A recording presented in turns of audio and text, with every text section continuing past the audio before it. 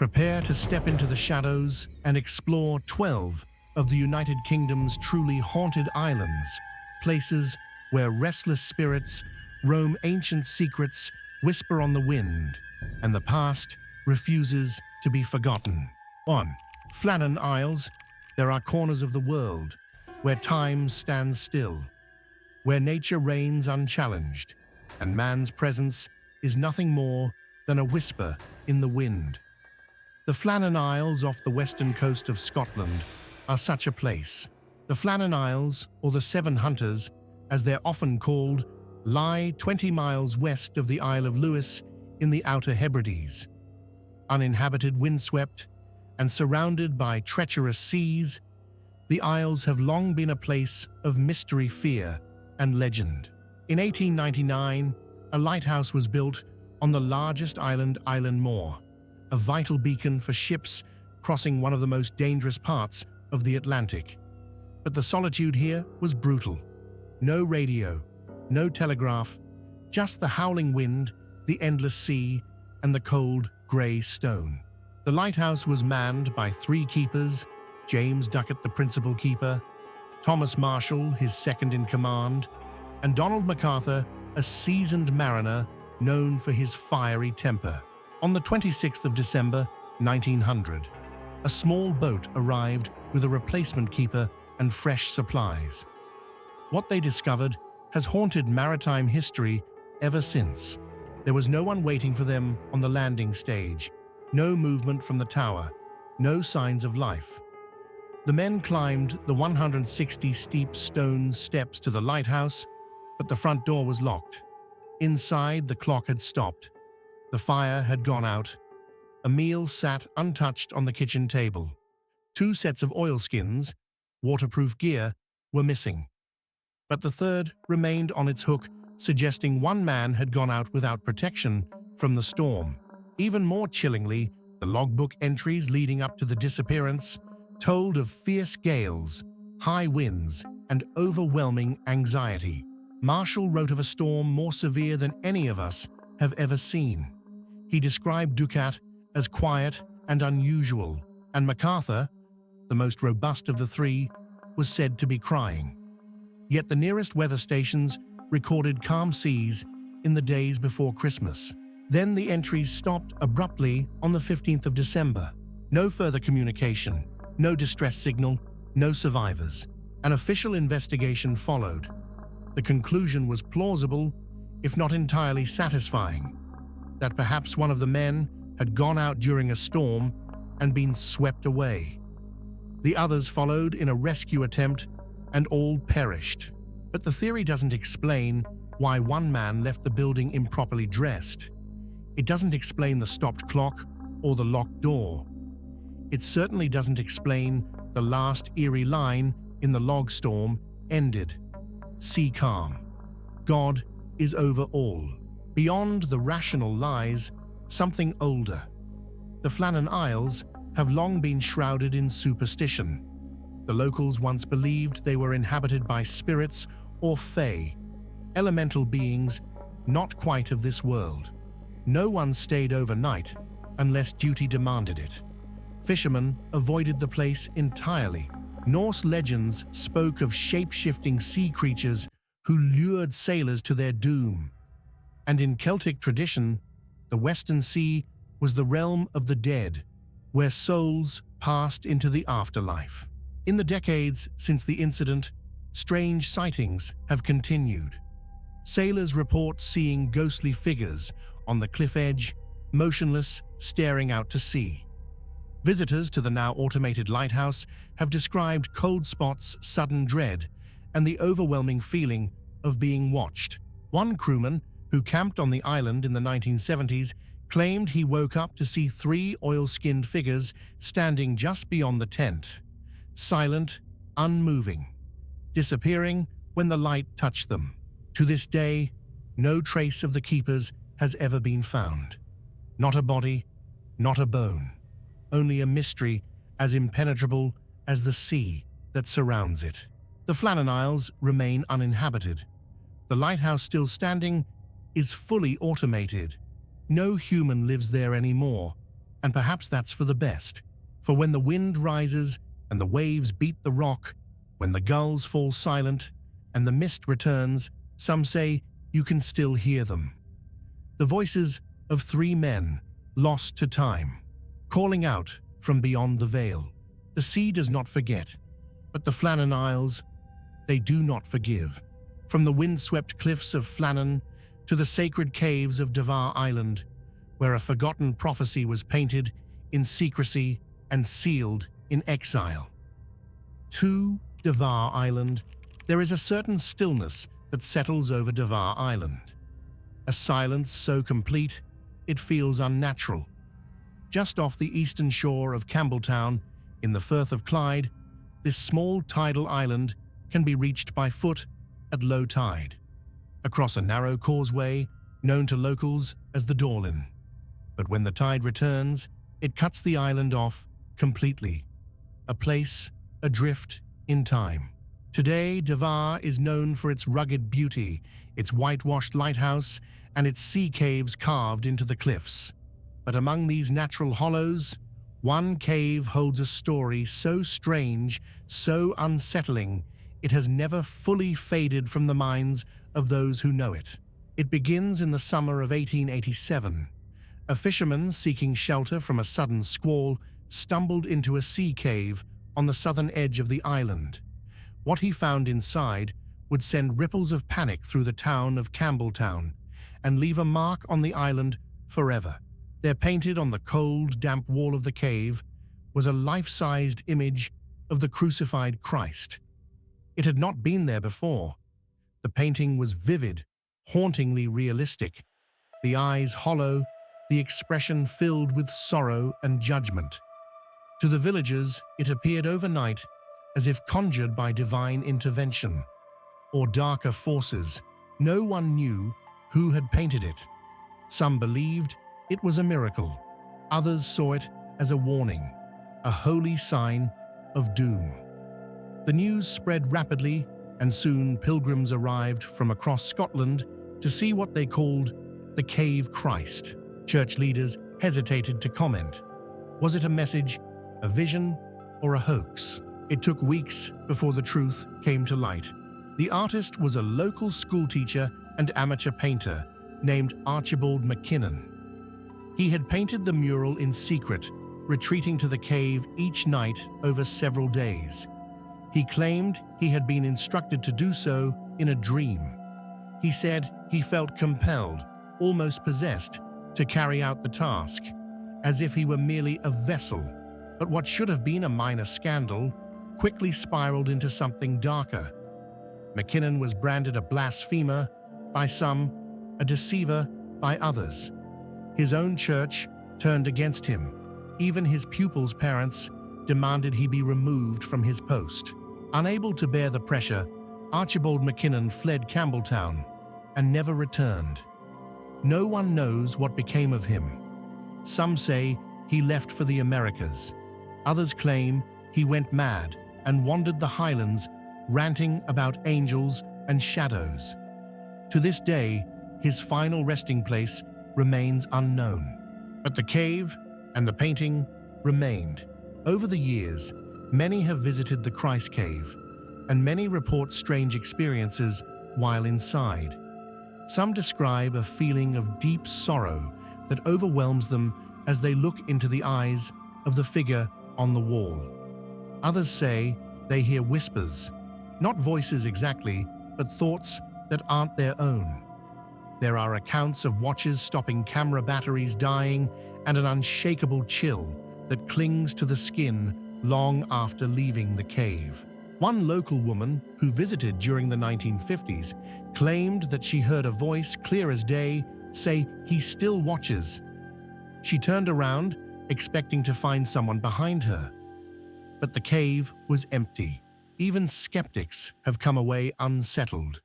They speak of the oppressive atmosphere, the uncanny realism of the painting, as if it watches you rather than the other way around.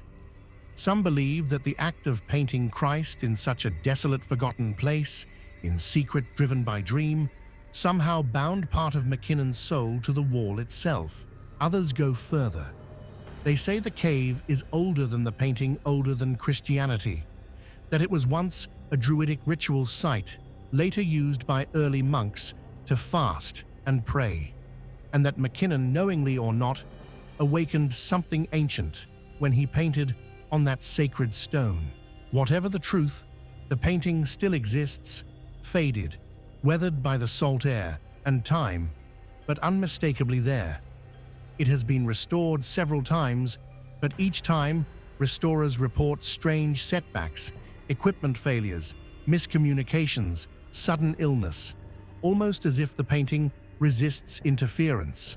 Visitors still walk the causeway during low tide to see it for themselves, and always the warning is given: do not linger too long, do not speak aloud your doubts, and above all, do not be inside the cave when the tide comes in, for there are stories of those who were trapped, not just physically, but mentally, struck with sudden terror, hallucinations, or the overwhelming feeling that they were not alone.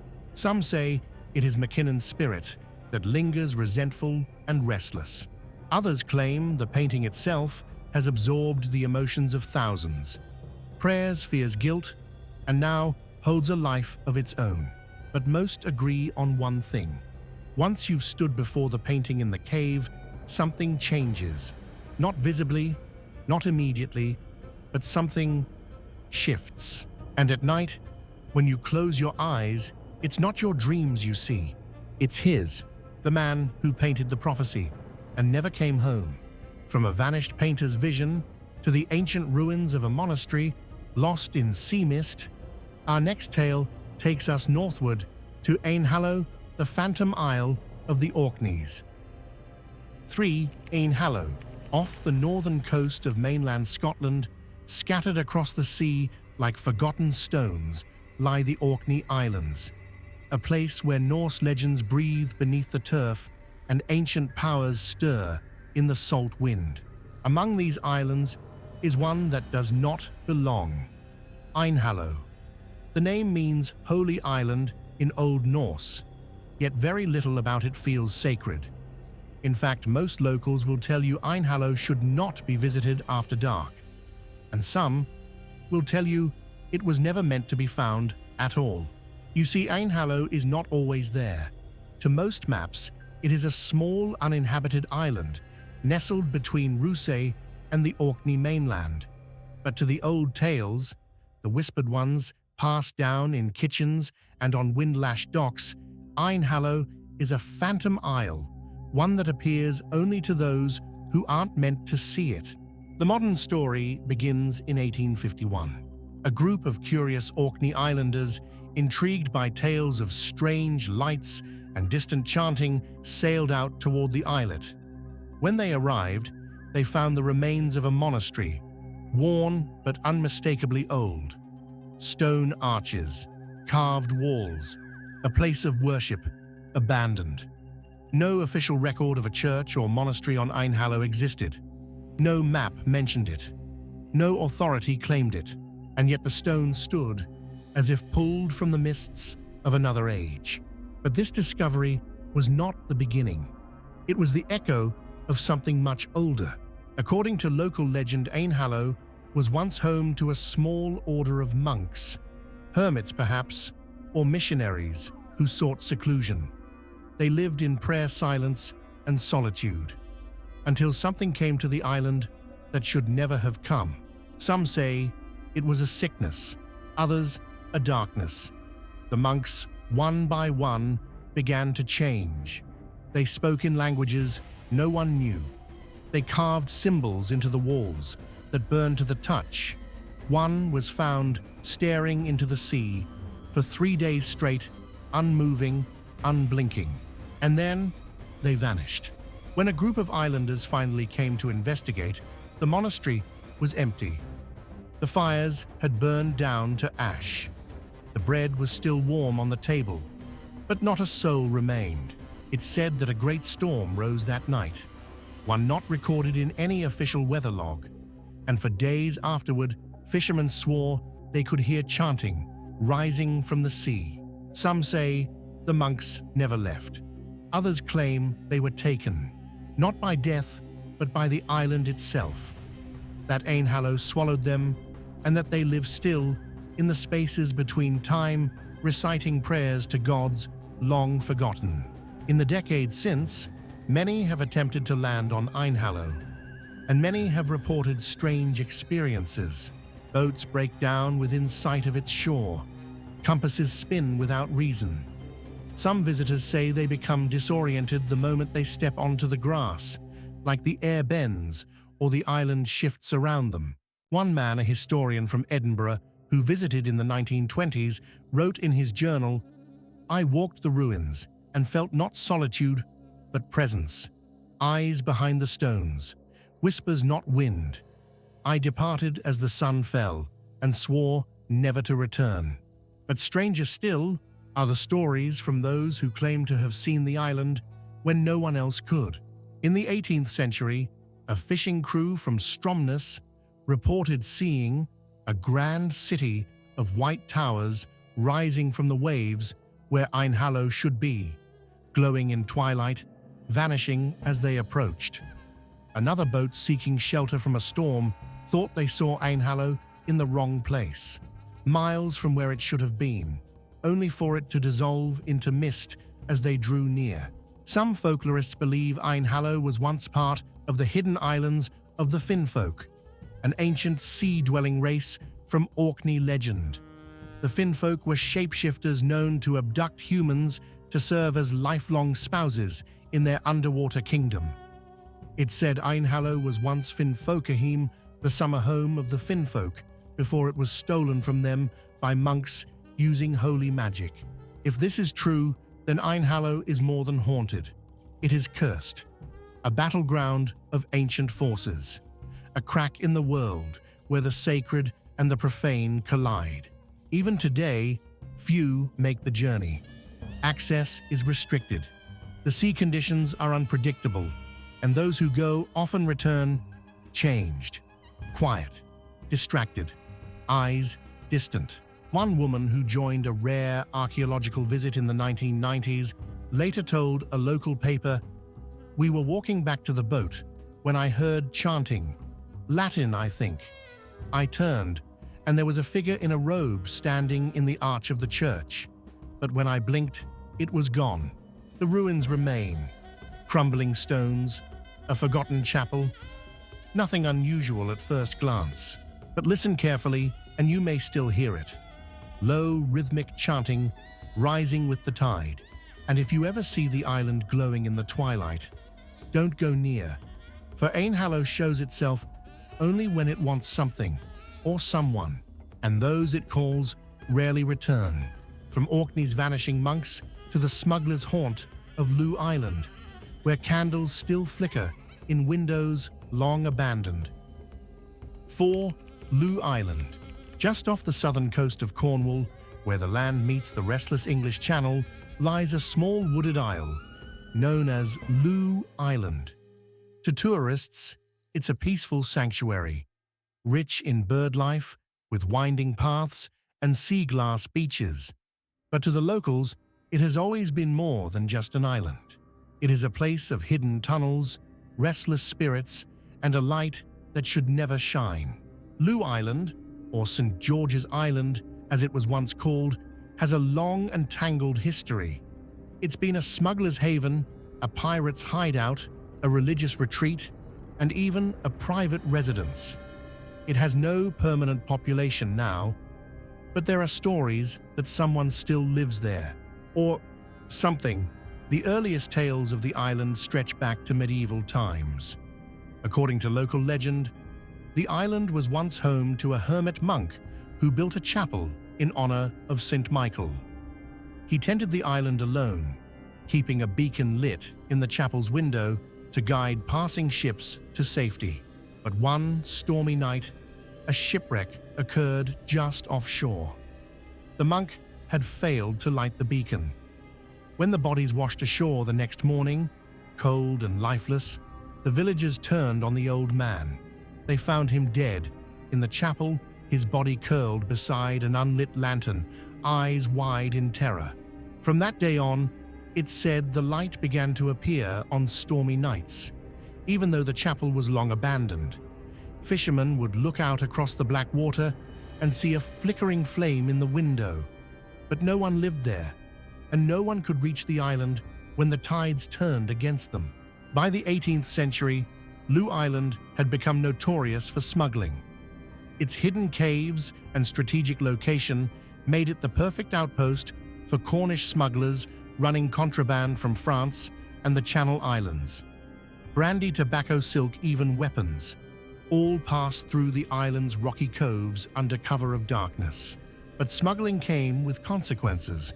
A rival gang, or perhaps the Crown's own men, discovered one of the island's secret tunnels. A raid followed. Gunfire echoed through the cliffs, and in the morning, 3 bodies were found washed up on the beach. No names, no graves, just whispers of betrayal. Since then, strange things have happened in that very tunnel. Visitors report a strong smell of tobacco, though none are smoking.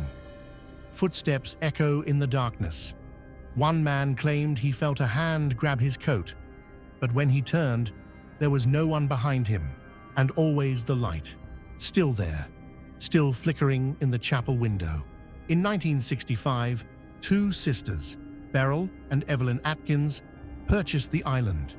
They wanted peace, solitude, and a life away from the world. For over 30 years, they lived there with only their dog and a radio for company. They became part of local folklore themselves. 2 fiercely independent women, writing books, studying wildlife, and fiercely protecting the island from intruders. But they too had experiences they couldn't explain. In her journal, Evelyn once wrote, "There are nights when the sea goes utterly still, not calm, still, as if holding its breath. That's when we hear the knocking from the shore, always 3 knocks, always by the boathouse. But when we go down, there's nothing." They also reported seeing candlelight in the woods, though neither of them had gone walking. One evening, Evelyn swore she saw a figure in robes walking the chapel path barefoot in the rain, then vanishing behind a tree that no longer stood. When Beryl passed away in 1997, Evelyn stayed a few years longer before donating the island to the Cornwall Wildlife Trust. She passed not long after, and yet some say she, or perhaps both sisters, never really left. Visitors today report a strange sense of being watched near the old house. Birds grow quiet.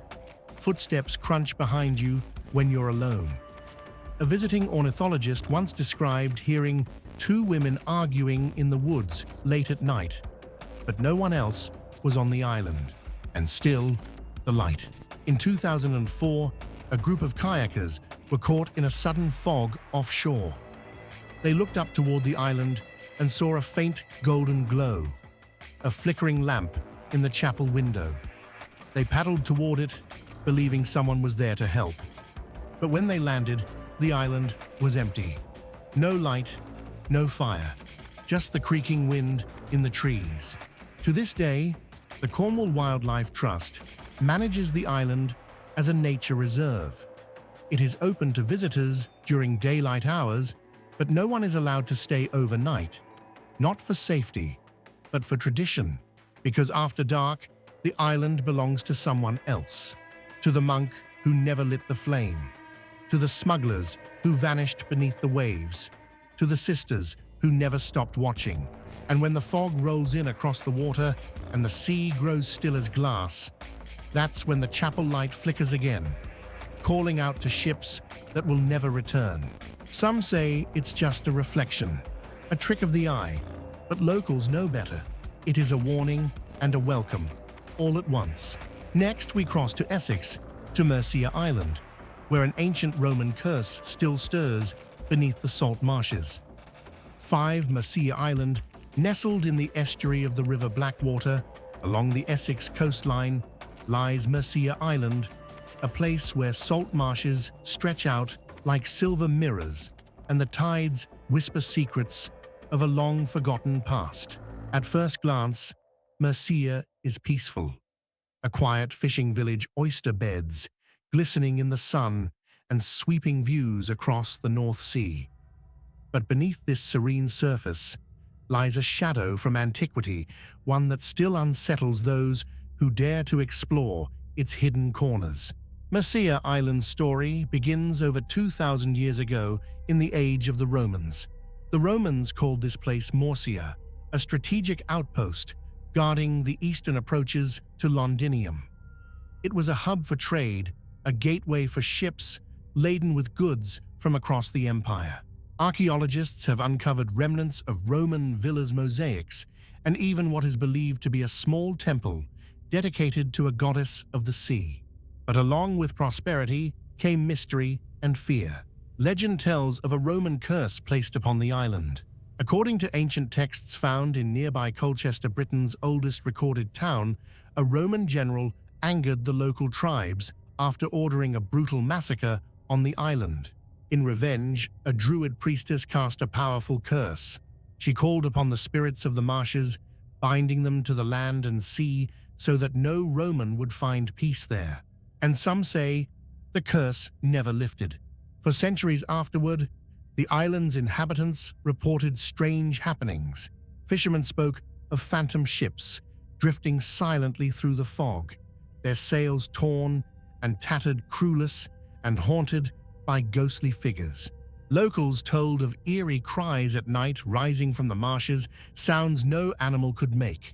In the 17th century, a series of unexplained disappearances shook the community. People vanished without trace, often near the salt flats or along the causeway connecting Mersea to the mainland. Theories ranged from smuggling gone wrong to wild animals, but superstition held sway. Many believed the curse was real, that the spirits of the betrayed tribes still guarded their island with jealous fury. One particularly chilling tale centers on the Black Queen. Described as a tall, shadowy woman, clad in dark robes, she was said to appear near the water's edge on misty evenings, her eyes glowing with an unearthly light. Some villagers claimed she was the Druid priestess herself, returned to keep her curse alive. Those who met her gaze were said to fall ill or disappear in the following days. In modern times, paranormal investigators and curious visitors have reported strange electromagnetic readings near the old Roman sites. Some have captured unexplained orbs of light in photographs. Others describe feeling an overwhelming sense of dread when walking the marshes at dusk. One local historian recounted an experience from the 1980s. "I was surveying the ruins of what we believe was the temple when the air grew cold as ice. Suddenly, I heard whispers, ancient voices speaking in a language I couldn't understand. I turned to leave, but felt invisible hands brush past me, urging me to stay." Today, Mersea Island remains a place where history and legend collide. The ancient ruins still dot the landscape, half swallowed by reeds and mud. And while the curse may seem a relic of the past, the stories persist, passed down from fishermen to farmers, from parent to child. Some say the curse is a warning, a reminder that the past never truly dies, that beneath the calm surface of the marshes lies something ancient, watchful, and restless. And if you ever find yourself walking Mersea's causeway on a foggy night, keep your eyes peeled. You might just catch a glimpse of the Black Queen, standing silently among the reeds, watching, waiting. Next, we sail north to Rathlin Island, off the coast of Northern Ireland, where pirates' battles and ghostly apparitions haunt the cliffs. 6. Rathlin Island. Rathlin Island, perched off the coast of County Antrim in Northern Ireland, is a rugged and windswept place where the Atlantic crashes against steep cliffs and the echoes of centuries-long conflict still linger in the salt-heavy air. For locals, Rathlin is more than just a wildlife refuge or a quiet fishing spot. It is a land steeped in tragedy legends of piracy and haunting memories of bloody battle stories that refuse to fade with time. The island's history is inseparable from the turbulent past of Ulster and the wider British Isles. In the 16th century, Rathlin was a strategic stronghold for the MacDonald clan, fierce Gaelic chieftains who ruled the northern coast. But it was also a haven for pirates and privateers, men who used the island's hidden coves and treacherous waters to ambush ships laden with treasure. The most infamous episode in Rathlin's history came in 1575. Sir Francis Drake, a rising English naval commander, was tasked with suppressing the MacDonald's power. He led an attack on Flannan Island, intent on wiping out the clan's stronghold. The raid was brutal. Hundreds of men, women, and children were killed or taken captive. Local legends speak of a massacre on the cliffs, families pushed over the rocky edges, their screams lost beneath the roar of the sea. But it was not only human bloodshed that stained Rathlin's shores. Stories tell of a vengeful spirit, the ghost of a MacDonald chieftain's daughter known as Lady Aine. She is said to wander the island's cliffs, her flowing white dress billowing in the sea breeze, weeping for her lost family. Sailors passing Rathlin's jagged coastline often report seeing a solitary figure standing on the rocks, staring out to sea. Her mournful wails are carried on the wind, chilling the bones of even the most hardened fishermen. Beyond the human stories, Rathlin is home to a multitude of otherworldly tales. Locals speak of phantom ships that appear on foggy nights, their sails torn and blackened, crewed by ghostly pirates forever cursed to roam the waves. One tale recounts how a group of fishermen stranded by a sudden storm witnessed a spectral vessel silently glide past the island. On board, shadowy figures danced in eerie silence, their faces twisted in eternal torment. The fishermen fled, vowing never to return after dark. More recently, paranormal investigators visiting Rathlin have captured unexplained voices and strange lights on film. One researcher described an experience inside the ruins of the island's old castle. As I explored the crumbling stone walls, the temperature dropped suddenly. I felt a presence behind me, cold and watchful. When I turned, there was no one there. Then I heard whispers, soft but urgent, speaking in a Gaelic tongue. Despite its dark past, Rathlin remains a place of natural beauty and resilience. Seabirds nest on its cliff seals, bask in the sun, and wildflowers bloom in defiance of the harsh winds. But the island's ghosts are never far away. They are the guardians of history, the voices of the forgotten. And when the wind howls around Rathlin's rocky shores, it carries their stories, whispers of betrayal, loss, and undying loyalty. If you visit Rathlin, especially after sunset, keep your eyes on the cliffs. You might catch a glimpse of Lady Aine, watching over her island home, a silent sentinel in white. Next, we journey to White Island in County Fermanagh, where ancient legends and eerie disappearances weave a tapestry of mystery. 7. White Island. Nestled within the tranquil waters of Lough Erne in County Fermanagh lies White Island, a place shrouded in mystery and ancient legend. Unlike the rugged coasts battered by the Atlantic, White Island sits quietly on the freshwater lake, yet it holds secrets just as dark and unsettling. The island's name itself evokes images of ghostly apparitions and eerie white mists that swirl over the water at dawn and dusk. Locals have long whispered that White Island is a place where the veil between the living and the dead is thin, a gateway to worlds beyond. Historically, White Island was home to a monastic settlement dating back to the early medieval period. Ruins of a small stone church and crosses stand testament to the monks who once sought peace and solitude here. But despite the island's religious past, its story is steeped in tragedy and inexplicable disappearances. In the early 19th century, fishermen and boatmen on Lough Erne began reporting strange phenomena around White Island.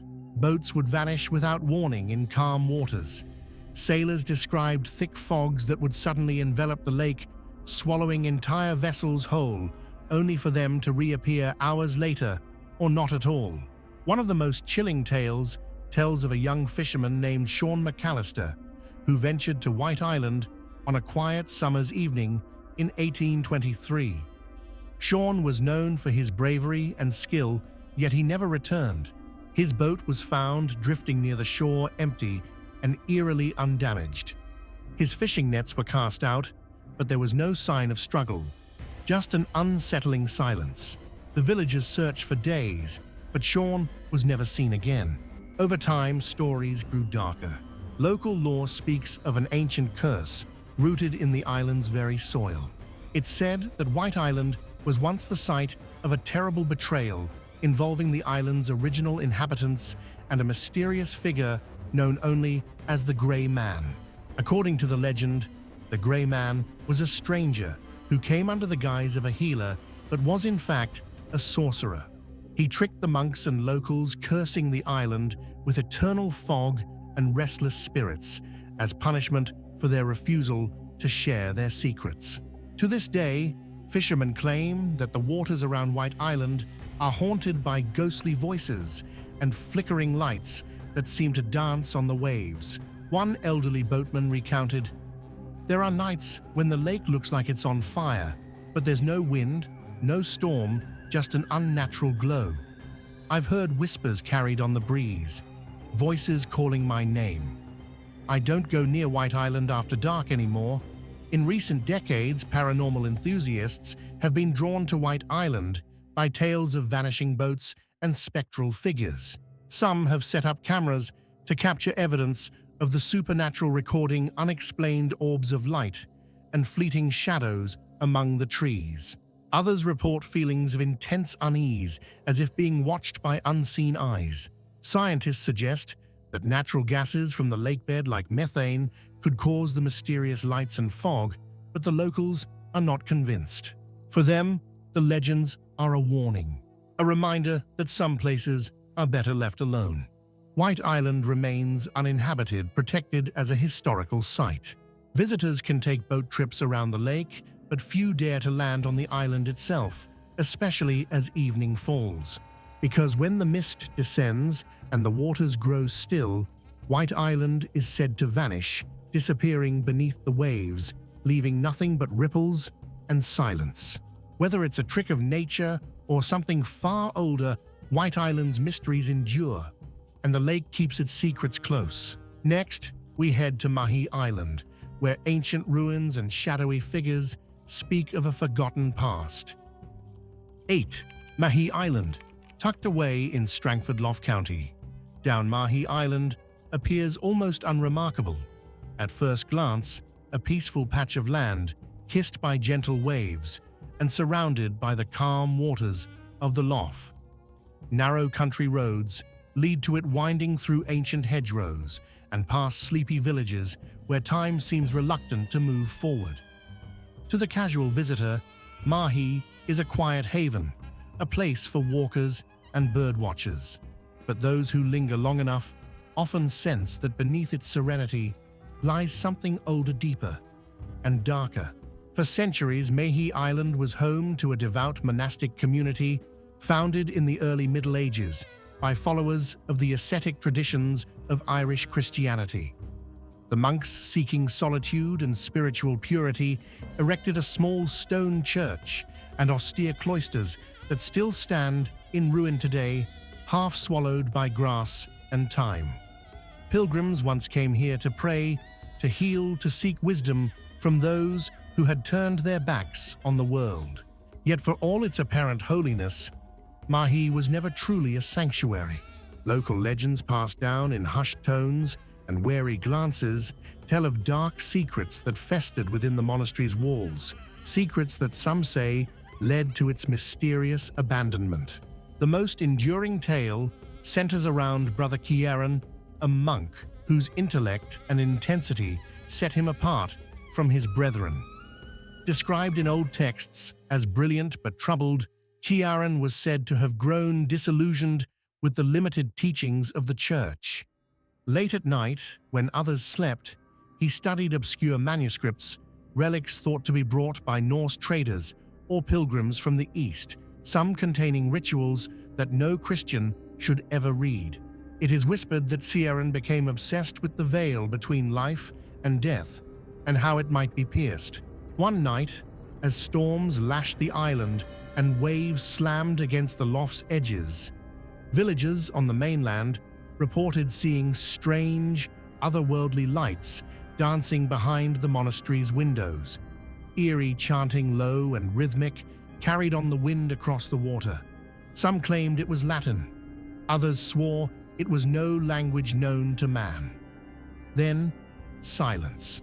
By morning, Brother Cantre'r had vanished without a trace. What followed was a steady unraveling. Crops withered in their soil without reason. Sheep were found dead eyes, wide with fear. A grey fog settled over the fields and would not lift even under summer sun. Birds refused to nest on the island. The remaining monks departed in the dead of night, leaving their home to crumble untouched and unlamented. Over time, Mahee Island gained a reputation not just as a ruin, but as a cursed place. By the 19th century, few dared to walk among the crumbling stones, and by the 20th, ghost stories had begun to surface with startling consistency. Locals spoke of shadowy figures slipping between the ruins, voices murmuring in the twilight. The scent of incense carried on windless nights. One farmer recalled an experience from the 1970s.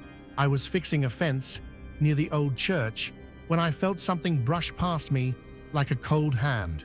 I turned, but there was no one there, only the wind and the stones.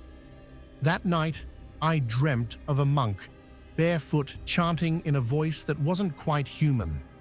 He looked at me, and his eyes were like candle flames." Such reports are not isolated. Paranormal investigators from across the UK have come to Mahee armed with thermal cameras, EMF detectors, and EVP recorders. Many leave with footage showing flickering figures where no person stood, or audio clips of whispering voices that say only one word, Cantre'r. Some believe the spirits of the monks, perhaps led by their fallen brother, are trapped in a purgatory of their own, making their prayers unanswered, their sins unresolved. Others speak of a hidden crypt buried somewhere beneath the island that holds both sacred relics and the final resting place of Cantre'r. Despite extensive searches and ground-penetrating radar, no such crypt has ever been located. Still, locals insist it exists, and that disturbing it might awaken something best left forgotten. Strangely, not all visitors report fear. Some describe a melancholy beauty to Mahee, a deep sadness in the ruins, like the lingering memory of a place once full of song and devotion. Moss covers the old stone like a funeral shroud. Trees bend toward the chapel, as if listening for prayers that have not been spoken in centuries. Whether these tales are rooted in truth or simply the accumulation of centuries of folklore, one thing is certain: Mahee Island is a place where history, faith, and the supernatural collide. A place where silence is rarely empty, and shadows often have names. If you ever visit Mahee, especially near dusk, walk slowly. Listen carefully. You might glimpse a flicker of candlelight through a broken window, or hear the faint echoes of prayers long forgotten. Just remember, not all who are lost are willing to rest. Next, we travel to the lost kingdom of Cantre'r Gwaelod, the sunken island beneath the waves of Wales. 9. Cantre'r Gwaelod. Off the west coast of Wales, hidden beneath the restless tides of Cardigan Bay, lies one of the most enduring legends of the British Isles, the sunken kingdom of Cantre'r Gwaelod. Known as the Welsh Atlantis, this mythical land is said to have once been a fertile, thriving kingdom stretching across what is now the seabed. For centuries, stories of its rise and tragic fall have been passed down through generations, blending history, folklore, and mystery into a haunting tale of pride, punishment, and loss. According to Welsh tradition, Cantre'r Gwaelod was protected by an extensive system of dikes and sluices, manned by a guardian known as Flannan, who was charged with keeping the sea at bay. The kingdom flourished with rich farmland, bustling villages, and vibrant communities, all under the watchful eyes of their rulers. But legend tells a darker story, one of neglect and disaster. Flannan, intoxicated and careless, failed in his duties one fateful night, allowing the sea to pour through the gates, overwhelming the land and drowning the kingdom beneath the waves. The inhabitants were lost to the waters, their homes swallowed whole, leaving only whispers beneath the sea. Cantre'r Gwaelod has become a symbol of hubris and the fragile balance between mankind and nature, a warning etched into Welsh culture. Yet the story goes deeper. Fishermen in Cardigan Bay have long reported strange occurrences that seem to echo the ancient legend. On calm days, when the water is clear, some claim to see outlines of submerged structures beneath the waves, shapes that resemble walls, roads, and even churches. Others speak of hearing distant music and voices carried up from beneath the water, as if the drowned kingdom still sings beneath the sea. One chilling account comes from a local diver who explored the bay in the 1980s. He claimed to have swum over the ruins of what appeared to be a stone village, feeling an overwhelming sense of sadness and loss. According to his testimony, a sudden surge of cold water pushed him toward the surface, as if the sea itself was trying to reclaim its secrets. The myth of Cantre'r Gwaelod also contains a prophetic element. It is said that on quiet nights, when the moon is full, the bells of the submerged churches can be heard ringing beneath the waves, signaling a day when the kingdom might rise again. This haunting idea has inspired poets, writers, and historians alike, searching for clues to the truth hidden beneath the sea.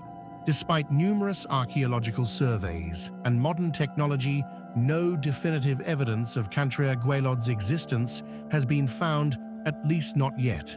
Some scientists explain the legend as a memory of rising sea levels following the last ice age, when coastal lands were flooded, displacing ancient communities.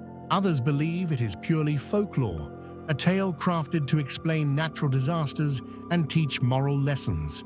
But for the people of Wales, Cantre'r Gwaelod remains real not just as a story, but as a part of their cultural identity. It's a reminder that beneath the surface of the known world lie mysteries waiting to be uncovered, and that some secrets are meant to stir the imagination forever. If you ever find yourself gazing out over Cardigan Bay on a still, misty evening, listen closely. You might just hear the bells tolling beneath the waves, calling from the depths of time. Next, we journey to the Isle of Anglesey, a land of ancient druidic rites and spectral guardians. Isle of Anglesey, off the northwest coast of Wales, lies the Isle of Anglesey, Ynys Môn, in Welsh, a place where history and myth entwine beneath rolling green hills and rugged cliffs.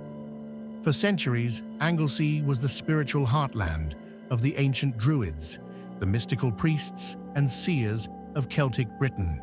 The island's landscape is dotted with standing stones, burial mounds, and sacred groves, whispering tales of rituals and mysteries long lost to time. But Anglesey is more than just a relic of the past. It's a place alive with stories of hauntings, spectral figures, and the uncanny, where the echoes of ancient rites mingle with the unsettled spirits of more recent centuries. In ancient times, Anglesey was known as the Island of the Druids, a sanctuary for their secret ceremonies and sacred knowledge. Roman historians spoke in awe and fear of the Druids' power, here noting that the island was a place of potent magic and spiritual significance. Though the Romans eventually conquered the island, the Druids' legacy endured in legend and lore. One of the island's most famous haunted sites is Bryn Celyn Ddu, a Neolithic burial chamber often called the Welsh Stonehenge. Its passage tomb aligns perfectly with the summer solstice sunrise, a reminder of the island's ancient connection to celestial forces. Visitors to Bryn Celli Dhu have reported strange sensations, sudden chills, unexplained whispers, and shadows moving beyond the eye's reach. But the hauntings are not confined to ancient monuments. Local folklore tells of the Blue Lady of Anglesey, a spectral figure dressed in flowing blue robes who is said to roam the island's old castles and coastal paths. The Blue Lady is often seen near Beaumaris Castle, an imposing medieval fortress built in the 13th century. According to legend, she was once a noblewoman, betrayed and murdered within the castle walls, her restless spirit forever seeking justice or peace.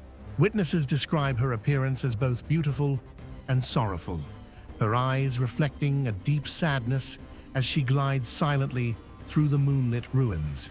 Another chilling tale is that of the drowned lovers, two young souls said to have perished in the treacherous waters surrounding the island.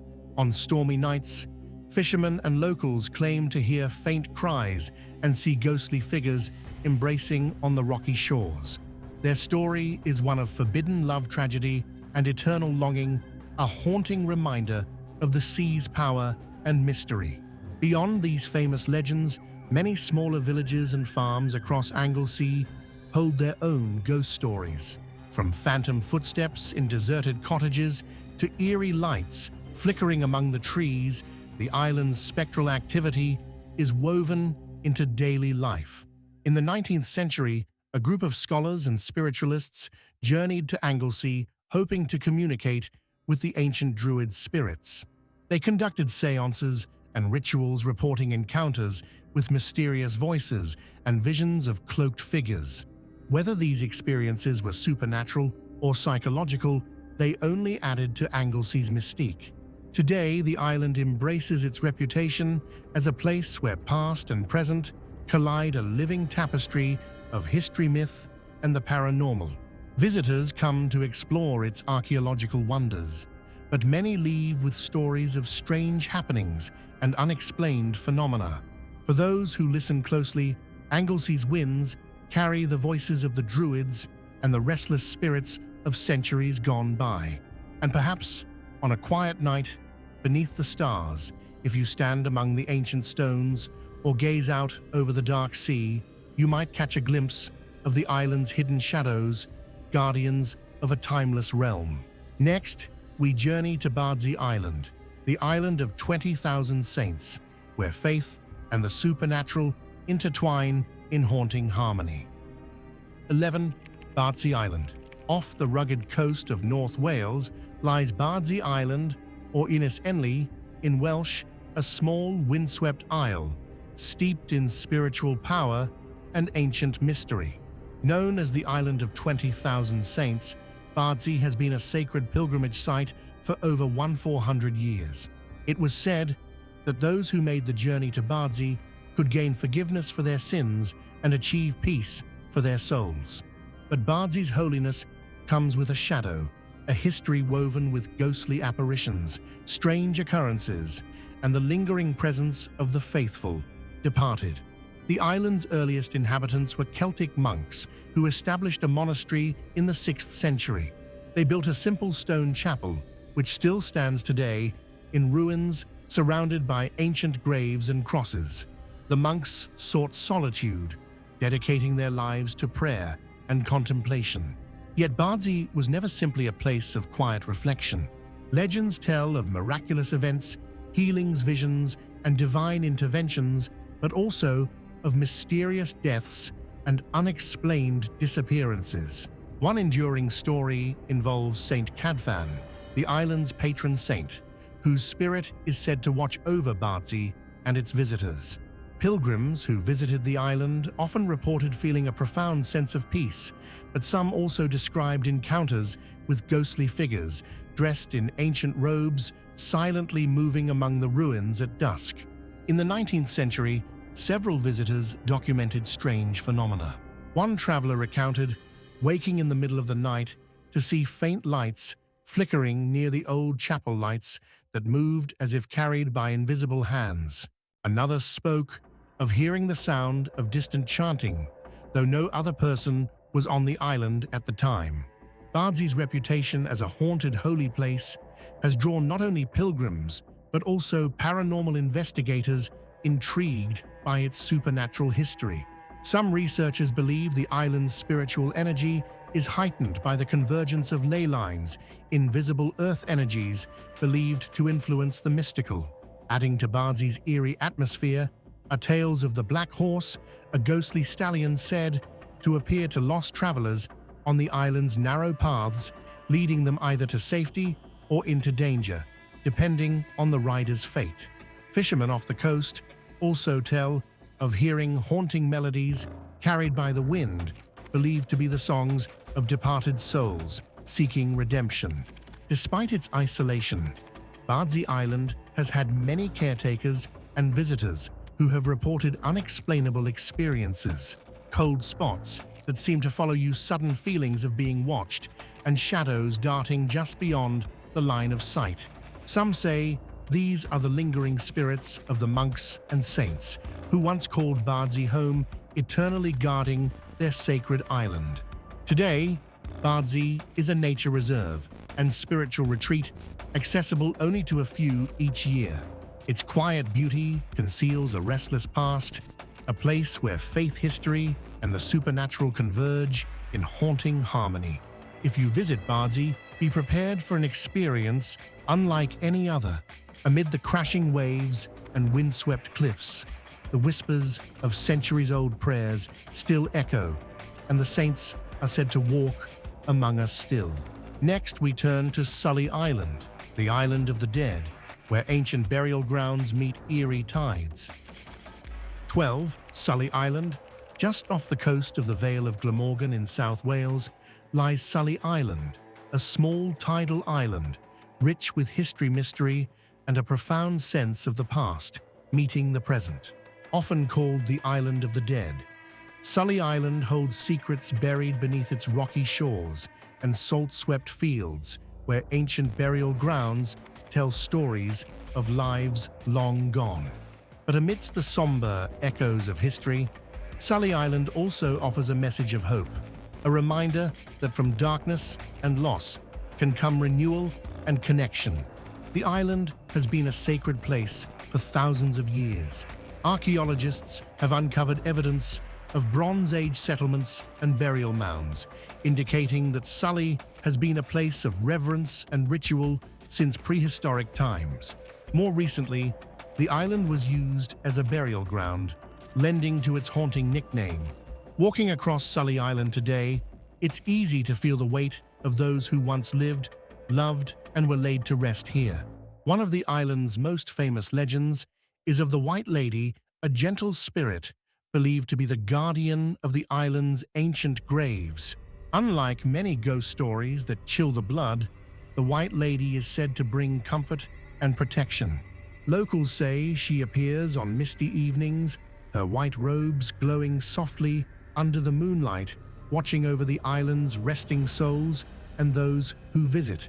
Sully Island's connection to the past is also a connection to community and continuity. For centuries, families have come here to remember ancestors and celebrate life's enduring cycles.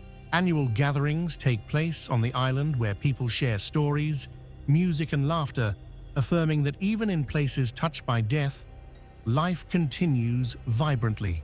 Another remarkable feature of Sully Island is its unique natural environment. The tidal flats and salt marshes surrounding the island are home to rare bird species and delicate ecosystems.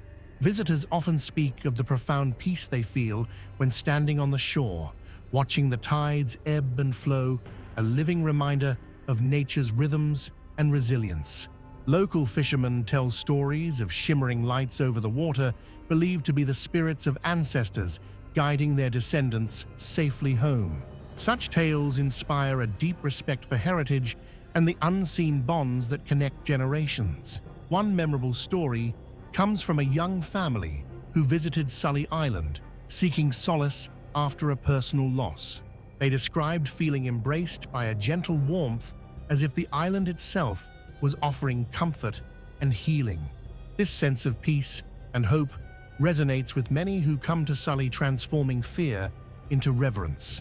In recent years, Sully Island has become a place not only of remembrance, but also of renewal. Community groups have worked to preserve its natural beauty and historical significance, ensuring that the island remains a sanctuary for future generations. The story of Sully Island reminds us that even places associated with death can be filled with light memory and enduring love. It teaches that honoring the past is a way to enrich the present and inspire the future. So, when the tide rolls out and Sully Island emerges from the sea, stepping onto its shores is like stepping into a timeless space where the spirits of those who came before welcome us and hope blooms anew. Thanks for exploring the UK's haunted islands with Creepy Experience. If you enjoyed the stories, please like, subscribe, and ring the bell for more spooky tales. Got a ghost story or a haunted place to share? Drop it in the comments. We love hearing from you. Remember, on Creepy Experience, the past never truly fades. See you next time. Stay curious and stay brave.